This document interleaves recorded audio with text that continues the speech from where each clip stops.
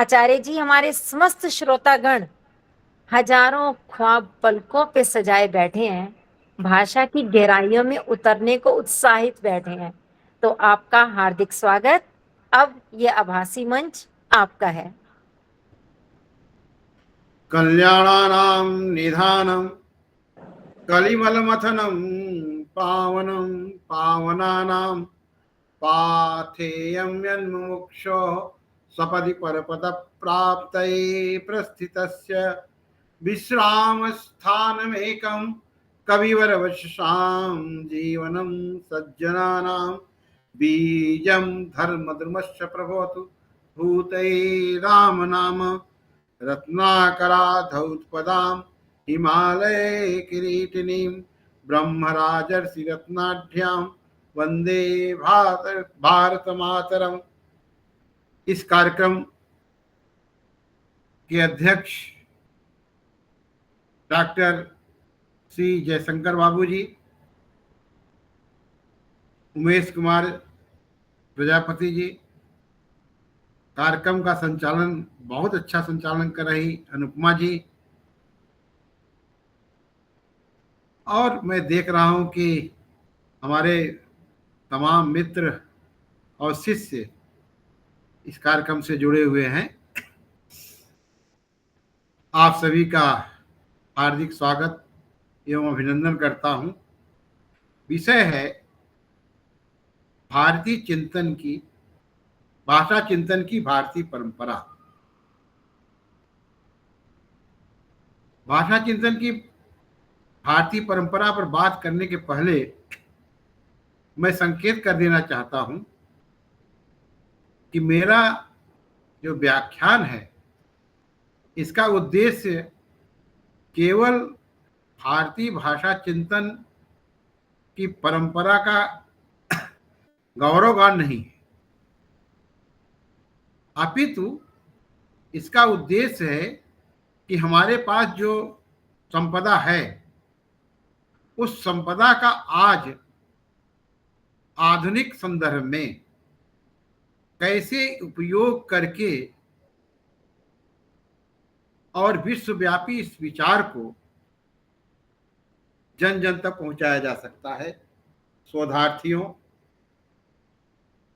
इस दिशा में कार्य कर रहे अध्यापकों और भाषा चिंतकों के लिए आज की जो आधुनिक तकनीक है, कृत्रिम मेधा और उसके जो टूल्स हैं, उनका कैसे उपयोग करके हम इस बात को, इस पक्ष को, भारतीय भाषा चिंतन की जो परंपरा है उसके जो विधायक तत्व हैं उनकी बात को कैसे आगे ले जा सकते हैं। भारतीय भाषा चिंतन विश्व भाषा चिंतन का गोमुख है। जब मैं ऐसा कहता हूं तो इसका आधार है कि जितने भी पश्चिम के प्रतिष्ठित भाषा चिंतक हुए हैं, भाषाविद हुए हैं, भाषा वैज्ञानिक हुए हैं, जिनका विश्वव्यापी नाम है, उन सभी ने मुक्त कंठ से यह स्वीकार किया है कि मेरे भाषा चिंतन का आधार भारतीय भाषा विज्ञान है, भारतीय भाषा चिंतन है। चाहे चॉम्स्की हो, चाहे किपास्की हो, और चाहे संरचनावादी भाषा वैज्ञानिक हो। ब्लूमफील्ड ने तो यहां तक कह दिया कि पाणिनि मानव मेधा के उच्चतम स्मारक है। कहने का तात्पर्य है कि इससे बड़ी मेधा की कल्पना नहीं की जा सकती। और यह उन्होंने कहा है, ब्लूमफील्ड की एक पुस्तक है लैंग्वेज, और इसका हिंदी में अनुवाद किया है डॉक्टर विश्वनाथ प्रसाद। ये विश्वनाथ प्रसाद नाम के कई व्यक्ति हुए हैं मगर जिन्होंने इस पुस्तक का अनुवाद किया है वो केव इंस्टीट्यूट आगरा में निदेशक थे, दिवंगत हो चुके हैं। और यह पुस्तक मोतीलाल बनारसी दास के यहाँ से प्रकाशित है। इसमें ब्लूमफील्ड ने लिखा है कि पाणिनि मानव मेधा के उच्चतम स्मारक है। इसी प्रकार से हॉकेट, रॉबिन्स और तमाम जो जैसा मैंने कहा कि फिल्मोर ने तो का जो केस ग्रामर है उसमें तो पाणिनि का जो कारक प्रकरण है उसका आप अनुवाद कर लीजिए, बिल्कुल कर्ता को एजेंट। पर इस प्रकार से पूरी प्रक्रिया को, भारतीय भाषा चिंतन की प्रक्रिया को लिया है।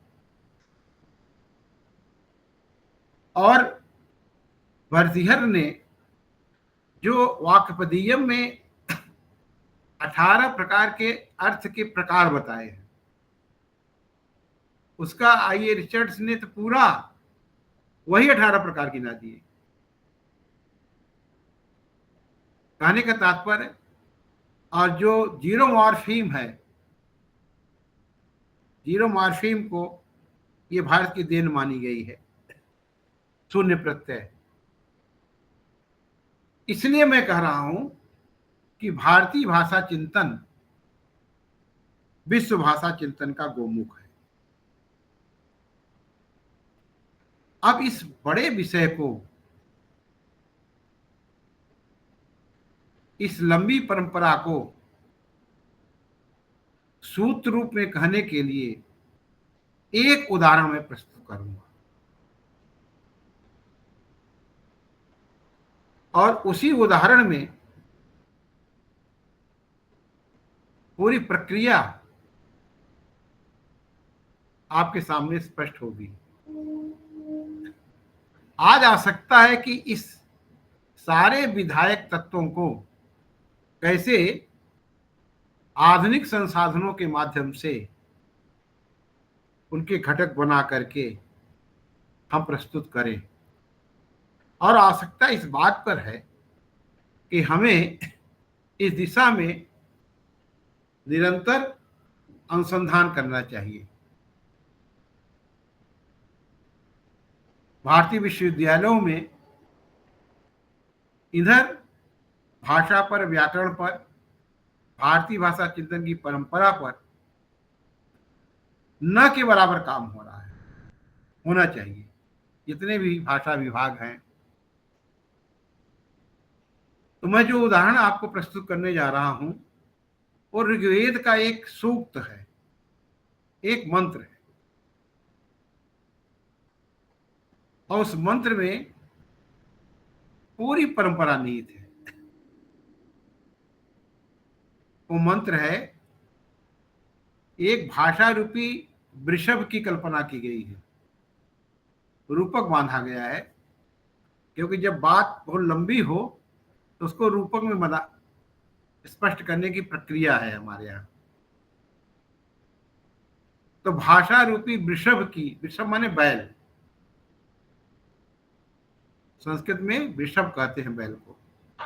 तो भाषा रूपी वृषभ की कल्पना की गई है, एक रूपक बांधा गया है। और भाषा रूपी वृषभ कैसा है, तो लिखते हैं, ऋग्वेद में है कि चत्वारि श्रृंगा त्रयोवश्य पादा त्वे शीर्षे सप्तहस्तासौ वश्या त्रिधो बद्धो वृषभो रोरवीति अहो देवो मर्त्यामाविवेश। ये जो भाषा रूपी बैल है, इसकी 4 सींगें हैं। 4 सींगें कौन कौन सी हैं? बैल की तो 2 ही सींग होती है, मगर भाषा रूपी वृषभ की 4 सींगें। ये भाषा के दृष्टि से 4 सींग क्या है? ये है शब्द भेद। और इसकी व्याख्या मैंने कहा ना कि परंपरा आगे कैसे चली, इसकी व्याख्या यास्क ने अपने निरुक्त में की है। निरुक्त आप लोग जानते होंगे, वैदिक शब्दों का जो संग्रह है, पहला संग्रह वैदिक शब्दों का अर्थ स्पष्ट करने के लिए एक कोश बनाया गया, वो निघंट उसका नाम है, विश्व का पहला कोश है। उस निघंट की जो व्याख्या है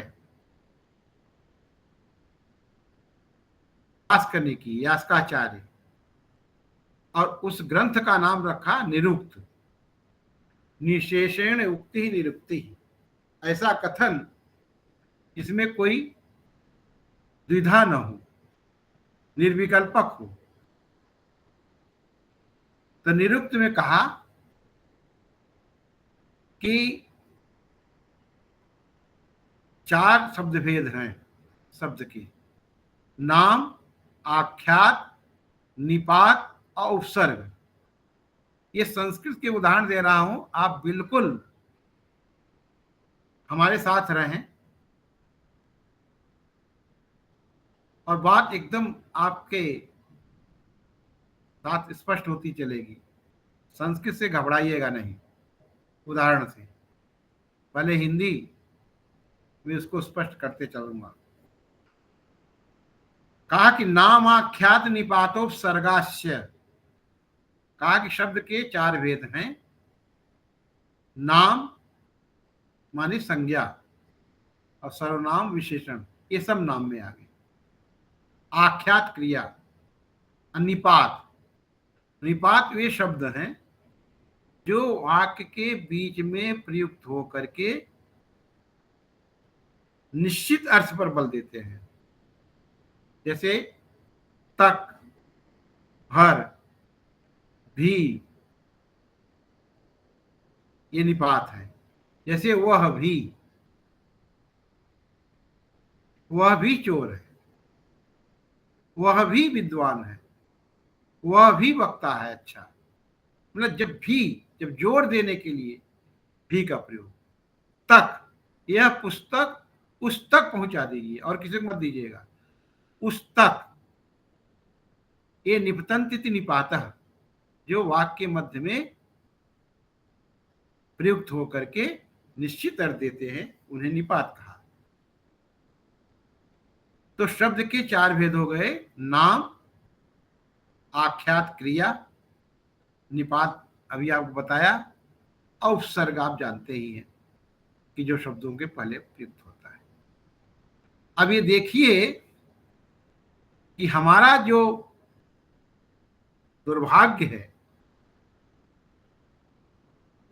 हमारी विद्या परंपरा का, शिक्षा परंपरा का, कि भारतीय भाषाओं में जो व्याकरण लिखा गया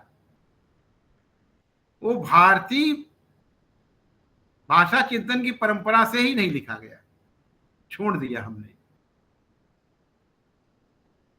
noun, pronoun, verb, adverb, adjective, preposition, conjunction, interjection, ये जो 8 भेद किए गए, इन 8 का समाहार है हमारे 4 में।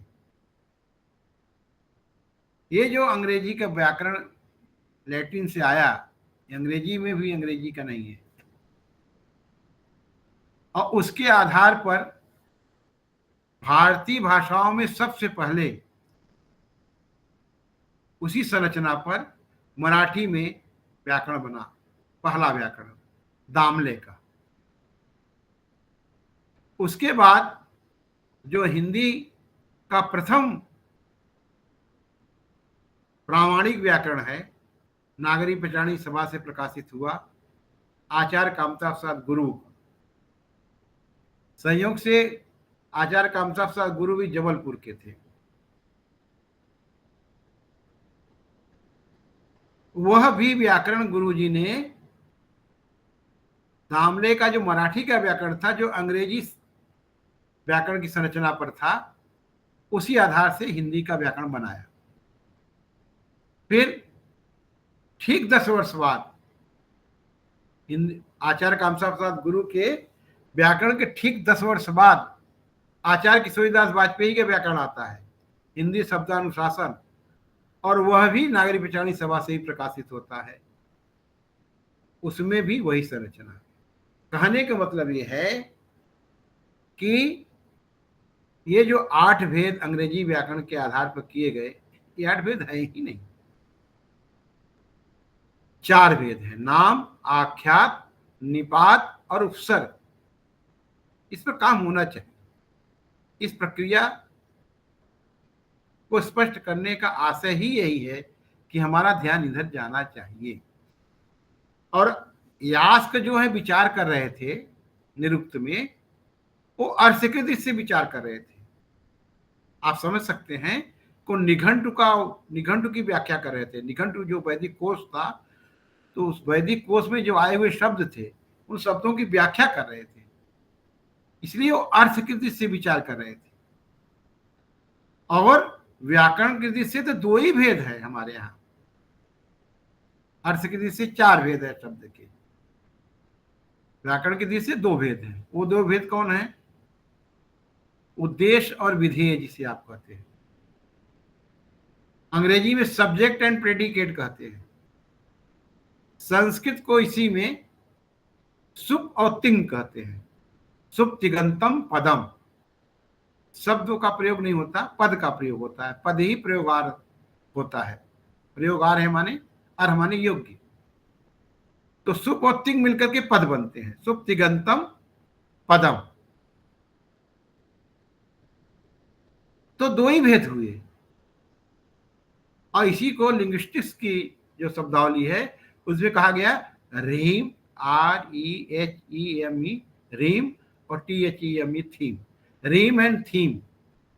आप कहते हैं कि कविता की थीम क्या है? तो चत्वारि श्रृंगार की ये व्याख्या हुई। भाषा रूपी वृषभ के 4 सींगे हैं। वृषभ क्यों कहा? तो महाभाष्यकार पतंजलि हमारे यहाँ पाणिनि, सूत्रकार कात्यायन ने सूत्रों पर वार्तिक लिखा,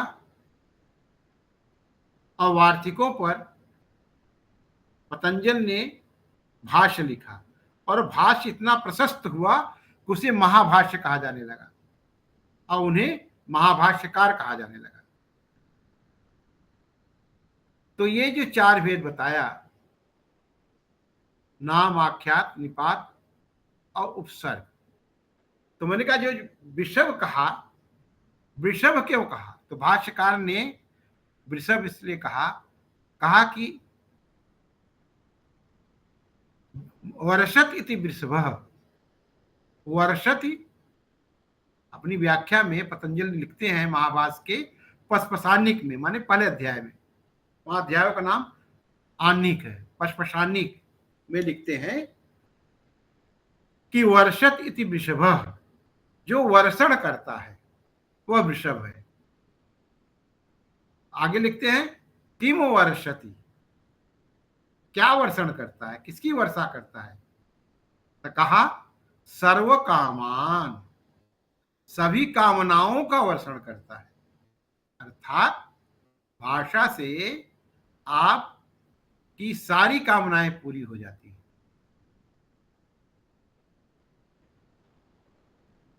एक कहावत है ना, बातें हाथी पाइए, बातें हाथी पाओ। ऐसी बात बोल दीजिए कि आपको पुरस्कार में हाथी मिल जाए, और ऐसी बात बोल दीजिए, ऐसा वक्तव्य दे दीजिए कि आपको सजा मिले, कि इसको हाथी के पैर के नीचे कुचलवा दिया जाए। और आप देखते हैं कि भाषा को लेकर के, वक्तव्य को लेकर कितने विवाद होते हैं।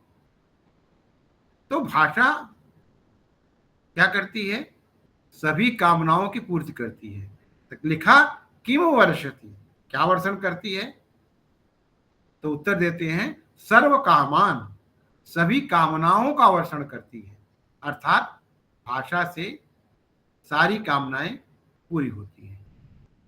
तो मैं व्याख्या कर रहा था कि चत्वारि श्रृंगार, 4 सींग है। भाषा रूपी वृषभ की 4 सिंगे हैं। चत्वार सिंगा त्रयोवश्य पादा, इसके 3 पैर हैं।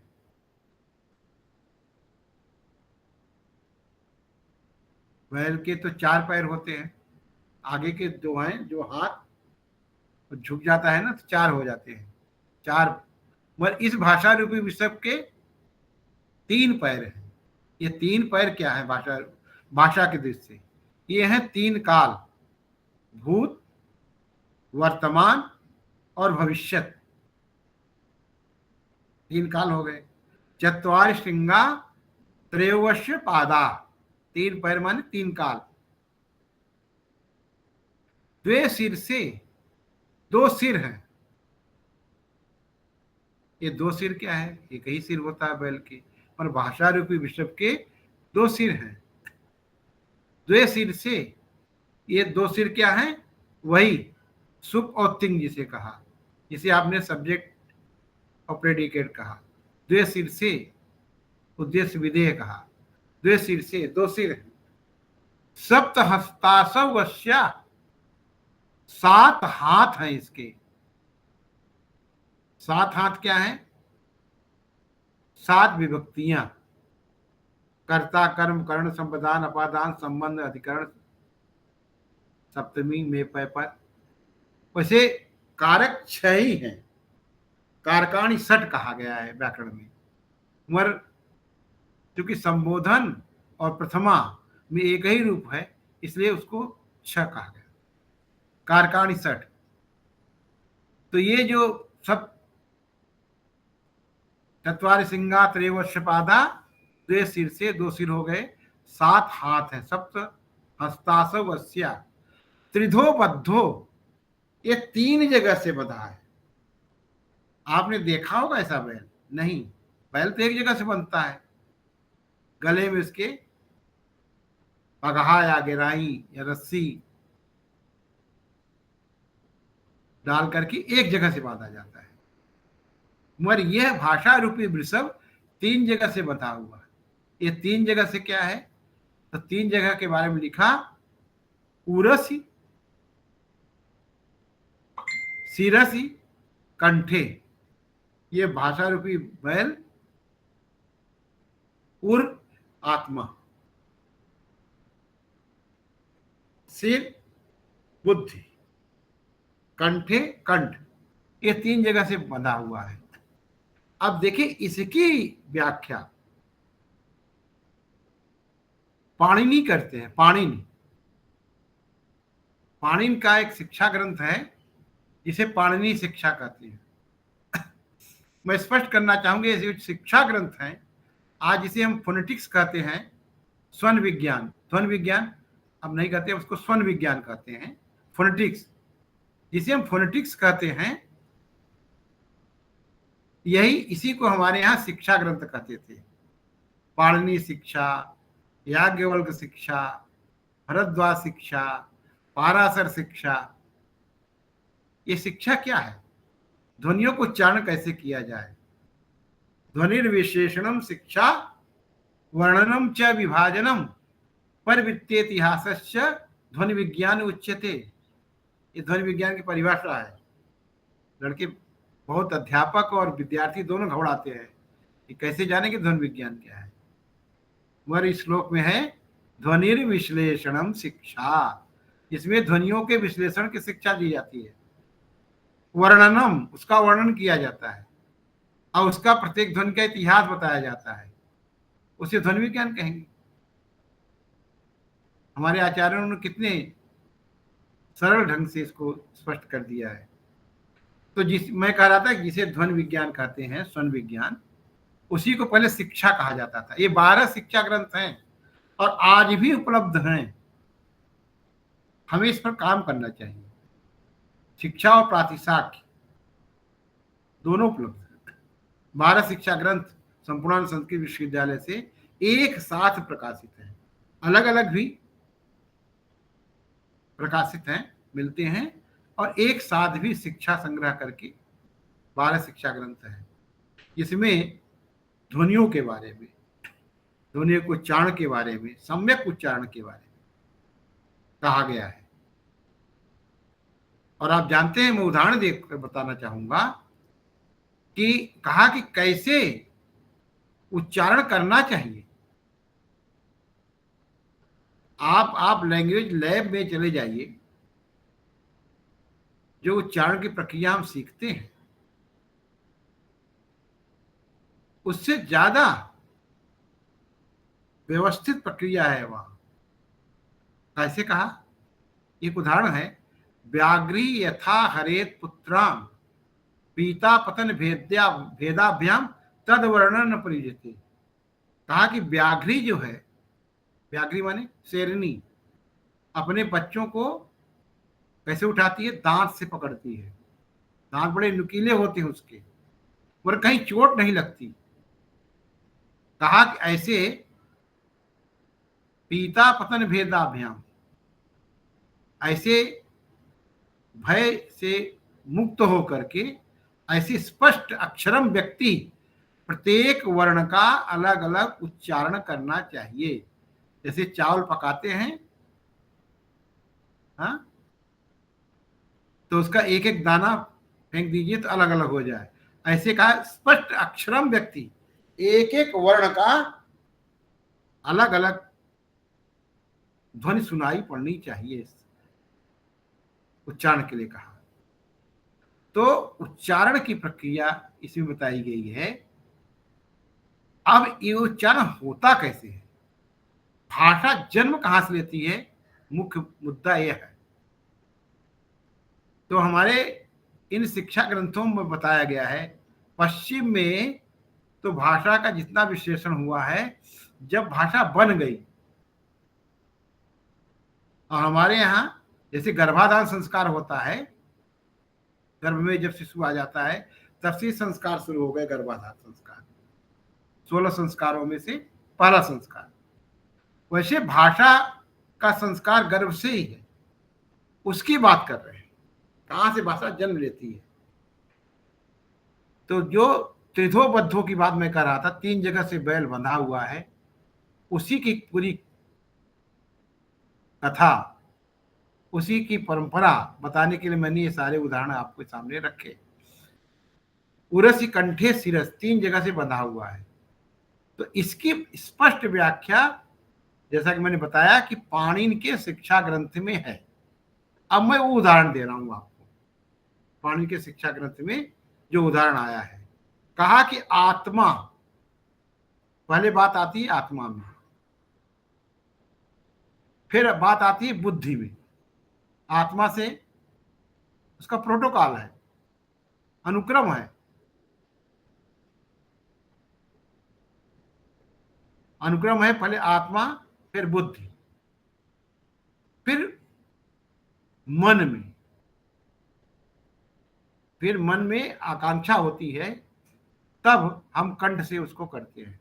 तो पहले आत्मा में, फिर सिर से, मस्तिष्क से, और फिर कंठ से वो भाषा निकलती है। तो उसी को कहा कि आत्मा बुद्धे समेत अर्थान, आत्मा से बुद्धि में, आत्मा बुद्धे समेत अर्थान मनोकांक्षा, पहले आत्मा से बुद्धि में आती है, तब मनोकांक्षा, मन आकांक्षा, मन आकांक्षा करता है। ये आकांक्षा क्या है, कांक्षा माने इच्छा होती है। तो आ लगाने की क्या जरूरत है, आ लग गया, आ उपसर्ग लग गया, तो आ का अर्थ होता है पूरी तरह से, असमन्तात, मतलब ऐसी इच्छा जो बिना कहे रह न सके। जैसे आप कहते हैं अब तो चाहे जो हो जाए मैं कह के रहूंगा, वो है आकांक्षा। तो आत्मा से बुद्धि में आई, तब मनोकांक्षा, मन आकांक्षा, तब मन ने आकांक्षा की, इच्छा की, आकांक्षा की विवक्षया। विवक्षा क्या है, उसकी व्याख्या, वक्तुम इच्छा विवक्षा, उसको कहने की इच्छा।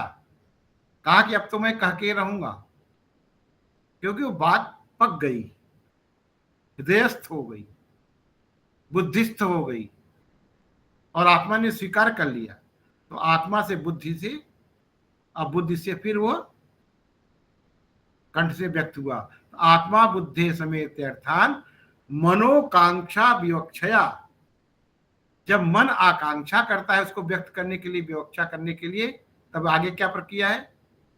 मनः कायाग्निमाहंति, वह जो मन है, काया के अंदर जो अग्नि है, अग्नि तत्व है, उसको हंत माने दबाता है, प्रेशर करता है। उसी से प्रेशर कुकर से जैसे दाल या चावल सब पक जाता है जल्दी से, प्रेशर से। तो मनः कांक्षा विवक्षा, जब विवक्षा की आकांक्षा करता है तब मन क्या करता है, उसके लिए उसकी प्रक्रिया क्या है?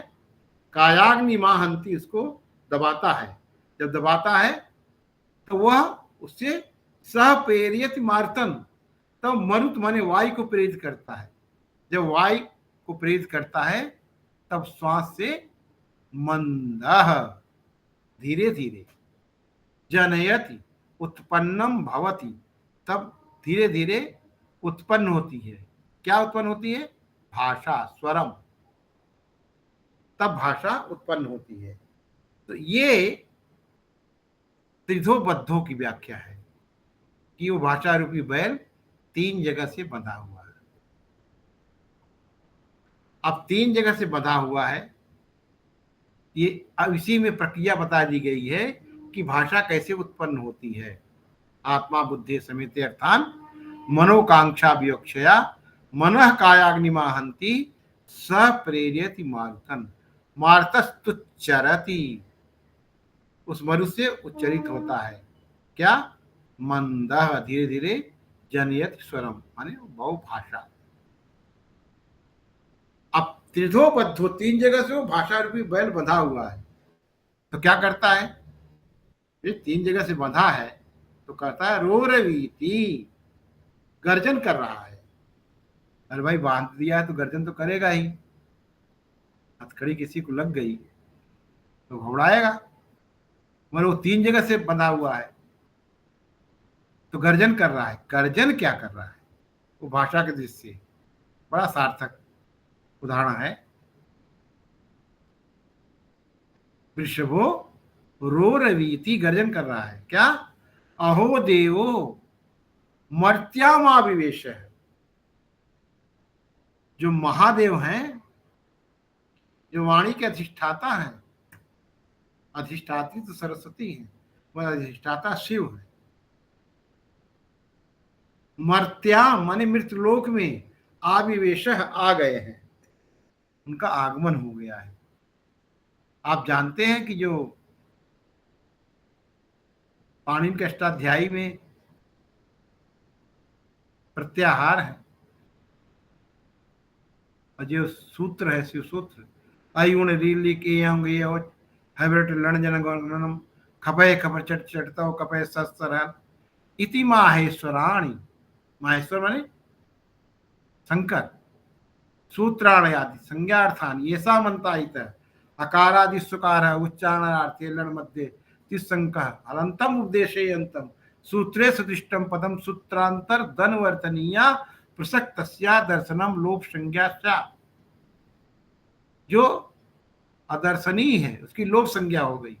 जैसे आप कहते करी ये चीज तो अभी यही थी, कहाँ लोप हो गई, कहाँ गायब हो गई, उसकी लोप संज्ञा है, अदर्शनीय है, हो गई। तो ये सूत्रों में, वहां भाषा नहीं है, वहां सूत्र।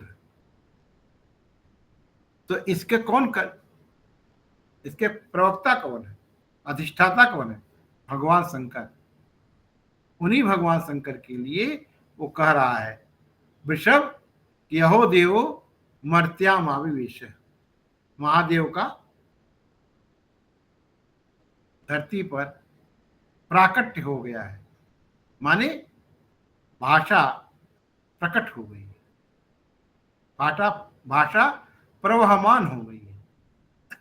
अब इस भाषा में 2 महत्वपूर्ण अवयव हैं, इनकी बड़ी गहराई से चिंतन हुआ है। एक है शब्द, और दूसरा है अर्थ।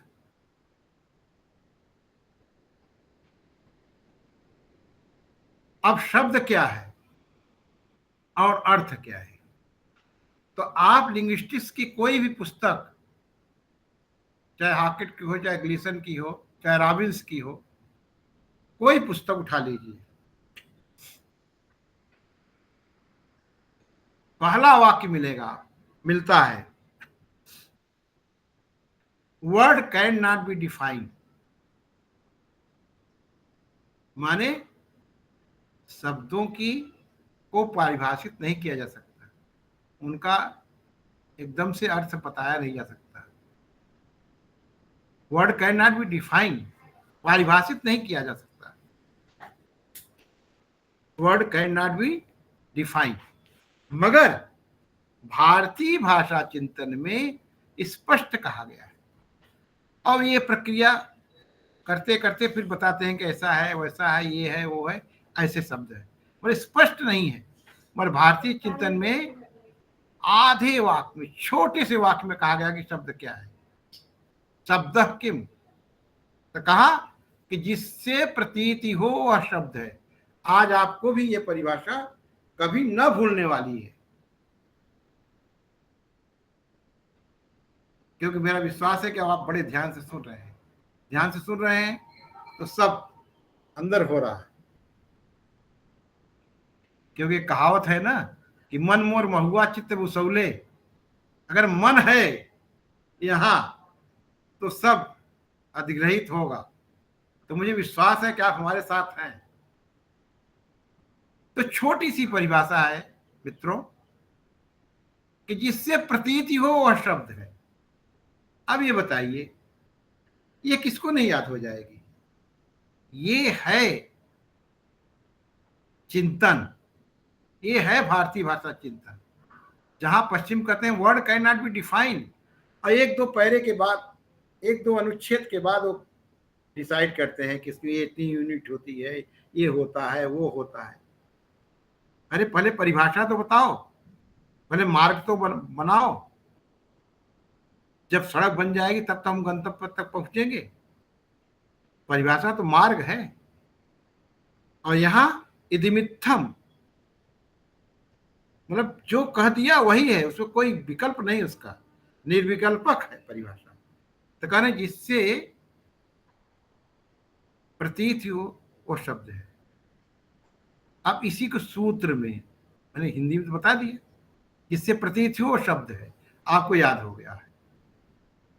शब्द क्या है? जिससे प्रतीति हो। तो कहा सूत्र में संप्रत्ययो भवति शब्द। संप्रत्यय, अब देखिए प्रत्यय माने प्रतीत होती है ना, और दर्शन में प्रत्यय माने ईश्वर भी होता है, मगर यहाँ पारिभाषिक शब्द है, मगर यहाँ प्रत्यय माने प्रतीति, और सम उपसर्ग लगा दिया गया है। सम माने सम्यक रूप से, भली भांति, मतलब बिना किसी दुविधा के। संप्रत्ययो भवति, भवति माने होता है, संस्कृत भी हिंदी की तरह ही है, भवति होता है। क्या होता है? प्रत्ययो भवति, उसके आगे सम लगा दी, सम प्रत्ययो भवति, जिससे प्रतीति होती है। सम सम्यक रूपेण, भली भांति जिससे प्रतीत हो जाए वो संप्रत्यय है। तो कहा कि जिससे प्रतीत हो वो शब्द है। हो गया ना, संप्रत्ययो भवति शब्द। और आगे चलिए, अरुंधति न्याय की तरह। अरुंधति न्याय क्या है? अरुंधति तारा है। तो आप अगर सीधे कह दीजिए देखो वो अरुंधति तारा है, कोई नहीं देख पाएगा। आप कहेंगे उस तारा मंडल के चारों ओर देखे कुछ तारे हैं, फिर उसके आगे ये है, फिर उसके आगे ये है, वो बीच में जो चमक रहा है वो अरुंधति तारा है। तो इसी प्रक्रिया से चलते हैं हमारे भारतीय आचार्य, कहते हैं जिससे प्रतीत हो। अब फिर उदाहरण क्या देते हैं कि जैसे गाय, गो कहा, वो माने गाय, तो कहा कि जैसे गाय शब्द है, गो शब्द है, तो गो कहने से एक जानवर का बोध होता है, हिमालय कहने से एक पर्वत का बोध होता है, और उसी में फिरिस कहे किनिस कहे तो आप कहेंगे ये क्या है, माने वो कुछ नहीं है, उससे प्रतीत नहीं हो रहे तो शब्द नहीं है। शब्द तो वही होगा जिससे प्रतीत ही हो। तो कहा उदाहरण दिया कि गाय, क्या उदाहरण दिया गाय का, कहा कि शासना लांगूल कुकुत खुर विषाणी नाम संप्रत्ययो भवति शब्द। हम उसी पे आ रहे हैं। मैंने कहा ना, अरुंधति न्याय की तरह आचार्य हमारे समझाते हैं। कहा कि शासना लांगूल कुकुत खुर विषाणी नाम, एक ऐसा जानवर जिसके पूंछ, खुर, गल कंबल, ये जो होता है पूंछ, सींग, उसे गाय कहेंगे। उदाहरण दिया गो, तो गो से गाय का की प्रतीत होती है, इसलिए गो एक शब्द है। शब्द स्पष्ट हो गया कि जिससे प्रतीत हो शब्द है। अब अर्थ क्या है, मीनिंग ऑफ मीनिंग, अर्थ का अर्थ क्या है। तो अर्थ के बारे में भी अंग्रेजी में जो लिंग्विस्टिक्स की पुस्तकें हैं उसमें यही शुरू होता है। लायंस की किताब है, 2 खंडों में है, सिमेंटिक्स। पढ़ गया मैं 2-4 पैरा, वही meaning can not be defined. फिर आगे उसका पूरा वृत्तांत देते हुए, यहाँ वृत्तांत देने की बात नहीं है, यहाँ तो कहते हैं कि ये ही होगा और इसके अलावा कुछ नहीं होगा। भारतीय भाषा चिंतकों ने क्या कहा, भारतीय भाषा चिंतकों ने कहा कि जिस शब्द के उच्चारण से, आज आप इस परिभाषा को ले करके जाइए और नोट कर लीजिए अपने हृदय में, कि जिस शब्द के उच्चारण से जिस अर्थ की प्रतीत हो वही उसका अर्थ है। इसीलिए तो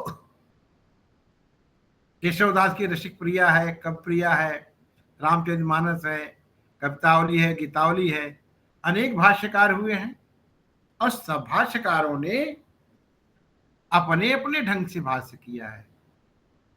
क्यों भाई भाष्य किया है, कहा कि जिस शब्द के उच्चारण से जिस अर्थ की प्रतीत, आपको जो प्रतीत होगी, अब आपको प्रतीत कैसी होगी, आपकी मेधा जहां तक पहुंची है शब्द की यात्रा करते हुए, तो ऐसी ही तो प्रतीत होगी। अब इसमें एआई कुछ मदद करेगा, उसके टूल्स मदद करेंगे, करते हैं। अब कार्ड बनाने की जरूरत नहीं है। मैंने जब शोध किया था तो रामचरितमानस के 2 लाख कार्ड बनाए थे। बहुत सा समय कार्ड बनाने में चला गया, फिर उसको अल्फाबेटिकली अरेंज करने में। आज तो 1 घंटे 2 घंटे काम है किसी पुस्तक का पूरा सिलेबस निकालना। तो ये जो आज जो ये आधुनिकीकरण हो गया है, तमाम टूल्स आ गए हैं, इनका प्रयोग करना चाहिए हमें, हो भी रहा है। तो कहा कि जिस शब्द के उच्चारण से जिस अर्थ की प्रतीति हो वही उसका अर्थ है। स्पष्ट हो गया होगा सबको, जितना मुझे स्पष्ट है उससे ज्यादा स्पष्ट हो गया है आपको कि जिस शब्द के उच्चारण से जिस अर्थ की प्रतीति हो वही उसका अर्थ है। दूसरा, आप कह रहे हैं कि नान्यत अर्थ से लक्षणम, अर्थ का दूसरा लक्षण है ही नहीं। वहां तो कहा जा रहा है कि मीनिंग कैन नॉट डिफाइन, यहाँ कहने का और दूसरा लक्षण है ही नहीं। आप सुनी लीजिए इसी को संस्कृत में जो सूत्र दिया है महाभाष्यकार ने कि यस्मित् तुच्चरिते शब्दे यदा यो अर्थ प्रतीयते तमाहु अर्थ शब्दस्य नान्यद अर्थस्य लक्षणम। कहा कि यस्मित् तुच्चरिते शब्दे, यस्मित् जिस, उच्चरिते माने उच्चारण के बाद, शब्दे माने शब्द के, जिस शब्द के उच्चारण के बाद, यदा माने जब, यो माने जो, यदा यो, अर्थ माने अर्थ, प्रतीयते माने प्रतीत होता है, तमाहु, तम माने उसे, आह माने कहेंगे, क्या, अर्थ, उसे अर्थ कहेंगे।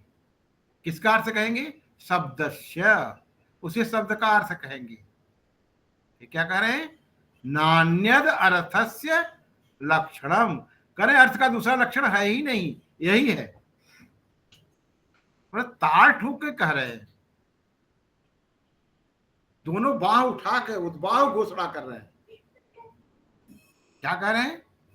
कि यस्मिन् तुच्चरिते शब्दे यदा यो अर्थ प्रतीयते तमाहु अर्थ शब्दस्य नान्यत अर्थस्य लक्षणम, दूसरा अर्थ का लक्षण नहीं है। ये मैं आपको बहुत संक्षेप में बता रहा हूं, इसकी बड़ी लंबी व्याख्या है। इसकी लंबी व्याख्या है, जैसे आप कश्मीर से कन्याकुमारी चले जाएं और कहें बड़ी लंबी यात्रा है, ये बड़ी लंबी यात्रा है। केवल शब्द की व्याख्या में भी 2-4 व्याख्यान चले जाए। इतना चिंतन किया है हमारे मुनित्रय ने, 3 मुनित्रय माने गए भाषा के, जैसा शुरू में बताया मैंने प्रारंभ में, पाणिनि, कात्यायन और पतंजलि। और आगे क्या कहना है भर्तृहरि का, जिन्होंने व्याकरण दर्शन दिया। पश्चिम में व्याकरण है, हमारे यहाँ व्याकरण भी है और व्याकरण का दर्शन भी है, और व्याकरण दर्शन का विश्व में मात्र एक ग्रंथ है, भर्तृहरि का वाक्यपदीयम, वाक्यपदीयम, जिसमें उन्होंने कहा है कि शब्द ब्रह्म है। शब्द क्या है? शब्द को ब्रह्म कहा। ब्रह्म जो व्यापक बीरज है, गोस्वामी जी कहते हैं, ब्रह्म जो व्यापक है, बीरज है और अज है, अजन्मा है, अनादि अनिधनम ब्रह्म शब्द तत्वम यदक्षरम विवर्तते अर्थ भावेन प्रक्रिया जगतो यतः। क्या है? अनादि है, उसका आदि नहीं है। यहां से गिन लीजिए, अनादि है, अनिधन है, उसका निधन नहीं होता, नष्ट नहीं होता। ब्रह्म, इसी तो ब्रह्म है जो व्यापक है। शब्द तत्वम, शब्द का जो तत्व है, यदक्षरम, यत माने क्यों, अक्षरम माने न क्षरति अक्षरम, वो नष्ट नहीं होता। विवर्तते माने प्रवर्तते, संचालित होती है। अर्थ भावे न, इसी शब्द के अर्थ के भाव से, बोध से जगत की प्रक्रिया संचालित होती है। हम आपकी भाषा न समझें, आप हमारी भाषा न समझें, तो कैसे होगा संप्रेषण? खग समझे खगही की भाषा, तो इसलिए संप्रेषण के लिए दोनों पक्षों को, वक्ता को, श्रोता को, उसकी भाषा समझ में आनी चाहिए। तो ये जो मैंने कहा कि शब्द का स्वरूप और अर्थ का स्वरूप, अब इसके आगे मजेदार बात यह है कि दोनों में, समय तो बहुत नहीं हो गया, बता दीजिएगा, अभी समय है ना? जी सर, आप ले सकते हैं। जी सर, जी सर, अभी आप अपना वक्तव्य पूरा कीजिए, है समय है। अभी 6:56 हुआ है, 7 बजने वाला है। अच्छा, तो मैं संक्षेप करूंगा थोड़ा। तो अब ये मैंने बता दिया कि शब्द का स्वरूप, अर्थ का स्वरूप। अब इन शब्द और अर्थ में संबंध, संबंध कैसा है? संबंध बड़ा महत्वपूर्ण है। तो संबंध के बारे में भारतीय चिंतकों में और पश्चिमी चिंतकों में परस्पर असहमति है। भारतीय भाषा चिंतक कहते हैं कि शब्द और अर्थ में संबंध नित्य है। नित्य माने शाश्वत है। और पश्चिमी कहते हैं, विद्वान कहते हैं कि क्या है, अनित्य है, शाश्वत नहीं है। तो उनके दर्शन में तो कुछ शाश्वत है ही नहीं, उनकी संस्कृति में कुछ शाश्वत नहीं है।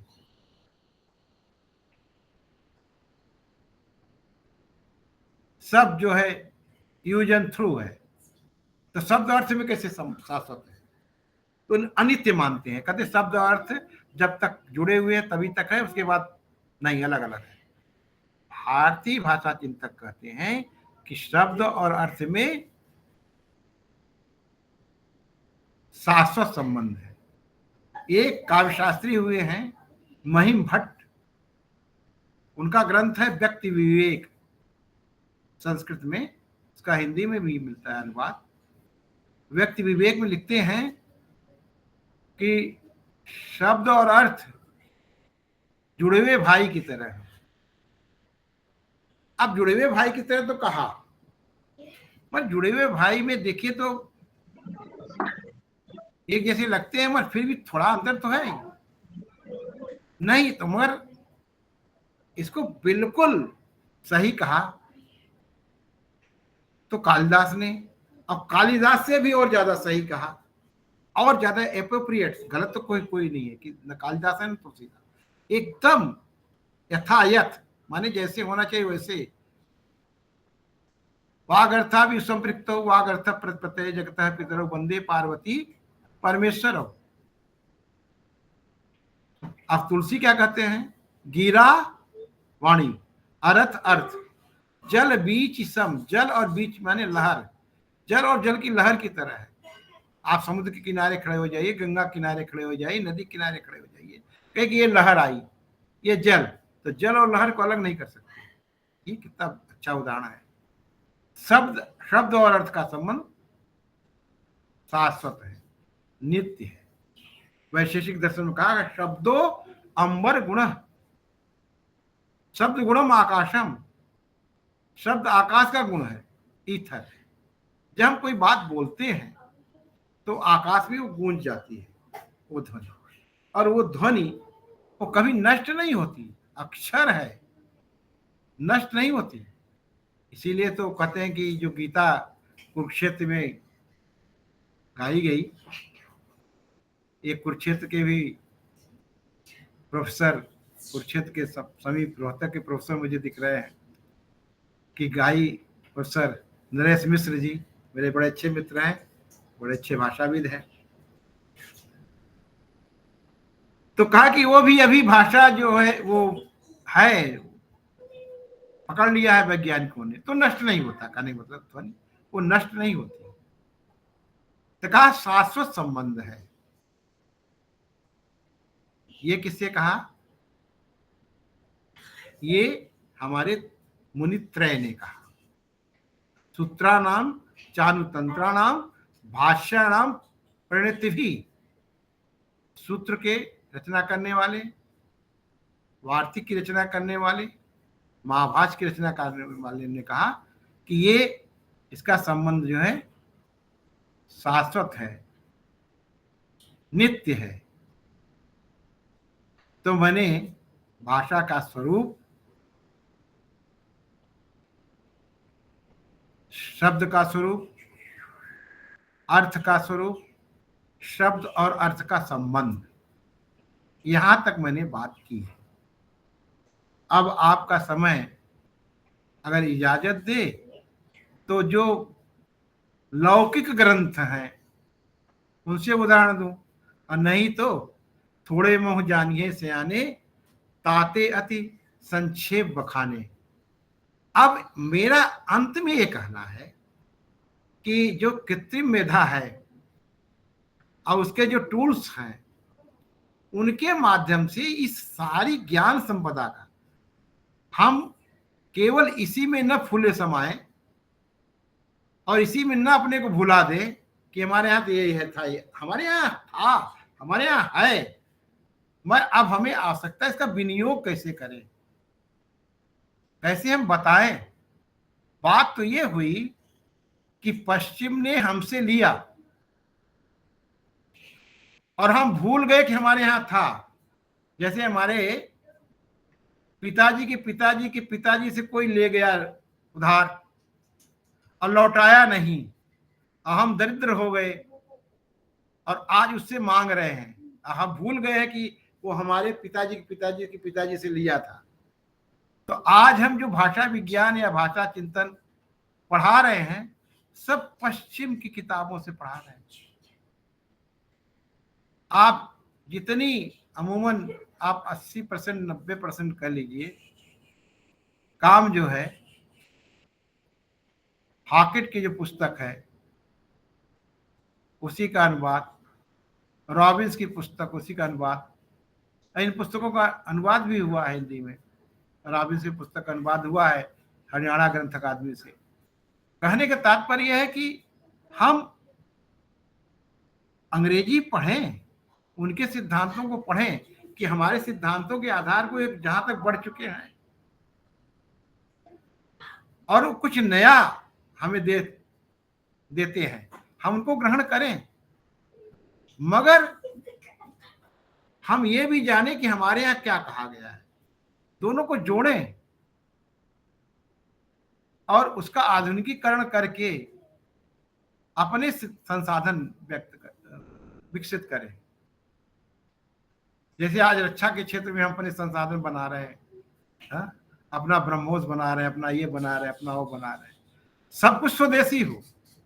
तो हम भाषा की स्वदेशीपन को, जो उसका तत्व है, जो उसकी चिंतन की परंपरा है, उस दृष्टि से हम व्याकरण में काम करें, भाषा के सारे उपांगों पर काम करें।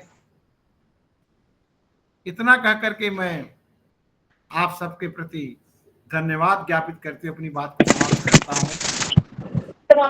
हो गया है और उसे आप सबको कहेंगे, पर कोई प्रश्न हो तो आप जरूर करें।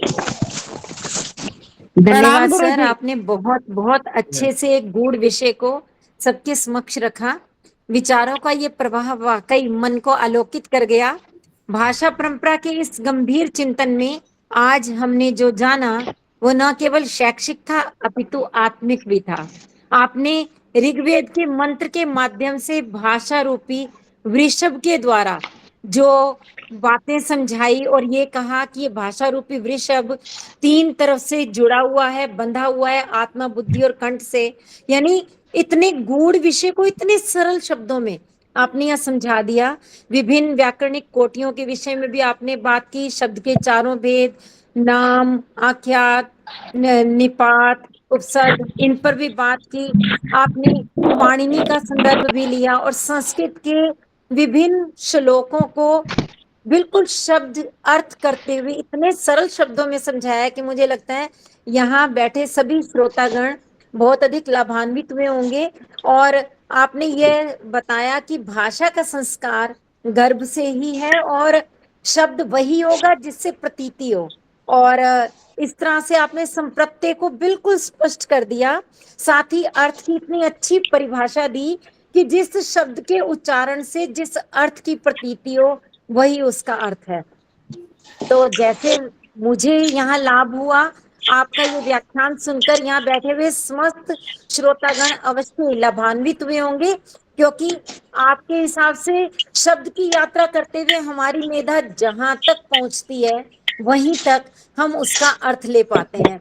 तो हमने यहाँ संस्कृत और हिंदी दोनों का ही एक समन्वित व्याख्यान सुना। और वैसे तो सदियों से शब्दों की परंपरा निभाई जा रही है, लेकिन इस कार्यशाला में भाषा के दीप से ज्ञान की लौ जगाई जा रही है। आपने बिल्कुल वही बात कर दी जैसे कि सूर्यकांत त्रिपाठी निराला जी ने भी कहा था, विविध वेश में रमती भाषा हर संस्कृति की है अभिलाषा। आपने यहाँ अपने वक्तव्य के द्वारा हमें बहुत ही गहन विषय को बहुत सरल अर्थों में यहाँ स्पष्ट किया है। तो इसके लिए आपका बहुत बहुत धन्यवाद।